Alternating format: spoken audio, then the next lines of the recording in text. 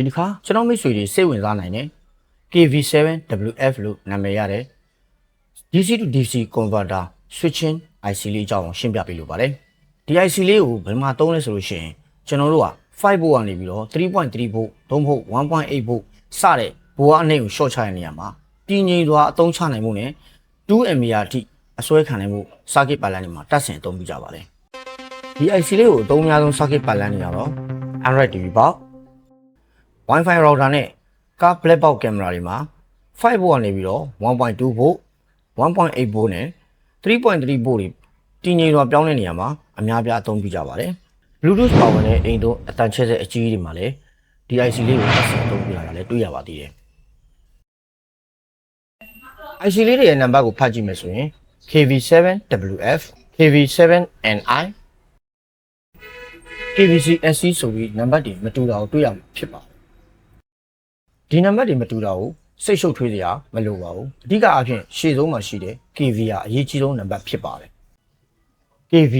ဒီဘက်ဟာအရေးကြီးဆုံးဘက်ဖြစ်ပြီး part ID လို့ခေါ်ပါတယ်နောက်ထပ်အရေးကြီးဆုံးတစ်ချက်ကတော့ KV ဆိုတာ IC နံပါတ် SY8089 ကိုညွှန်းဆိုတာဖြစ်ပါတယ်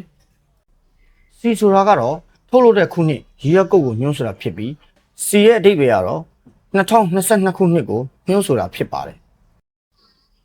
SC ရဲ့အဓိပ္ပာယ်ကတော့ batch code စက်ရုံရဲ့ထုတ်လုပ်တဲ့ serial number ကိုညွှန်းဆိုတာဖြစ်ပါတယ် Bluetooth power နဲ့အတန်ချဲ့ဆက်အကြီးစားကြီးတွေမှာတော့လုပ်ငန်းလိုအပ်ချက်အရ